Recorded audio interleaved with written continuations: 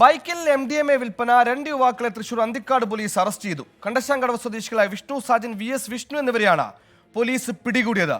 യുവാക്കളെ ചോദ്യം ചെയ്തപ്പോൾ മറ്റൊരു ക്ഷേത്രത്തിൽ നടത്തിയ മോഷണ വിവരവും പുറത്തുവന്നു.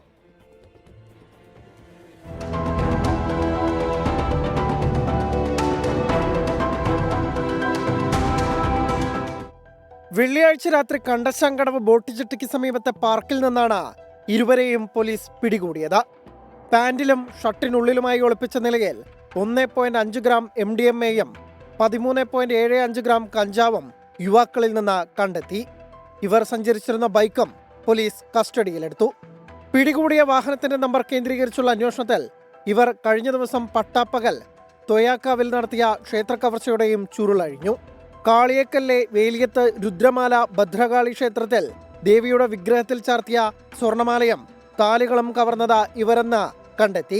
പാവറട്ടി പോലീസ് CCTV ക്യാമറകൾ കേന്ദ്രീകരിച്ച അന്വേഷണം നടത്തുന്നതിനിടയിലാണ് അന്തിക്കാട് പോലീസ് പ്രതികളെ പിടികൂടിയത്. പ്രതികൾ പോലീസിനോട് കുറ്റം സമ്മതിച്ചു.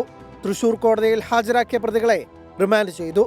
SI ജോസി, ASI ചഞ്ചൽ, CPOമാരായ സനിൽകുമാർ, കൃഷ്ണകുമാർ എന്നിവരും പ്രതികളെ പിടികൂടിയ സംഘത്തിലുണ്ടായിരുന്നു. 24 തൃശൂർ.